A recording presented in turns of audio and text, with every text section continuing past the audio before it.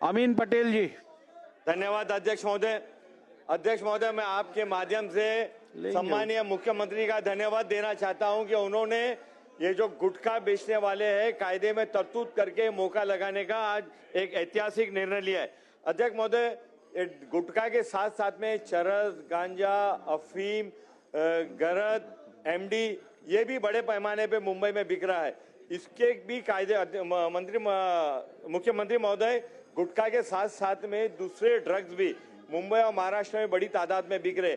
जिस तरह से आपने एक ऐतिहासिक निर्णय लिया सभागृह में कि आप मौका कायदा लगाने के लिए कायदे में तरतूद करेंगे, तो जो दूसरे ड्रग्स है जिससे आने वाली नस्ल खराब होती है उसके कायदे को भी कड़क करके कायदे को अमल बजावी करने के लिए शासन और पुलिस क्या कार्रवाई करेंगी? एक पहला प्रश्न है अध्यक्ष महोदय। दूसरा प्रश्न है कि जो हमारे नौजवान बच्चे और बच्ची ड्रग्स प्रश्न उत्तराचा तास संपलेला असला तरी या प्रश्नाचं उत्तर संपेस तोपर्यंत प्रश्न उत्तराचा तास वाढवण्यात येत आहे।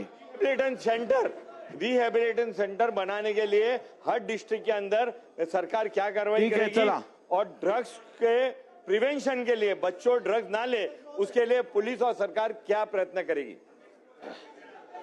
अमीन भाईंनी महत्वाचा प्रश्न मांडलाय। प्रश्न जरी या प्रश्नापेक्षा वेगळा असला तरी देखील मागच्याच काळात ड्रग्सच्या संदर्भात आपण मकोकात तरतूद केली आहे। आता त्या संदर्भातली कारवाई सुरू झालेली आहे। आपण एमपीडी आणि मकोका या दोन्हीमध्ये त्या संदर्भातली कारवाई करतो, त्यामुळे तिथे आता कायद्याची अडचण नाही आहे।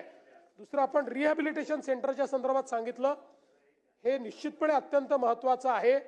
या संदर्भात विशेषतः मुंबई किंवा एमएमआर रिजन सारख्या महानगरांमध्ये आजही आपल्याकडे क्वालिटी रिहॅबिलिटेशन सेंटर नाही आहेत, त्यामुळे जरूर या संदर्भात पुढाकार घेऊन अशा प्रकारचं सेंटर आम्ही सुरू करू।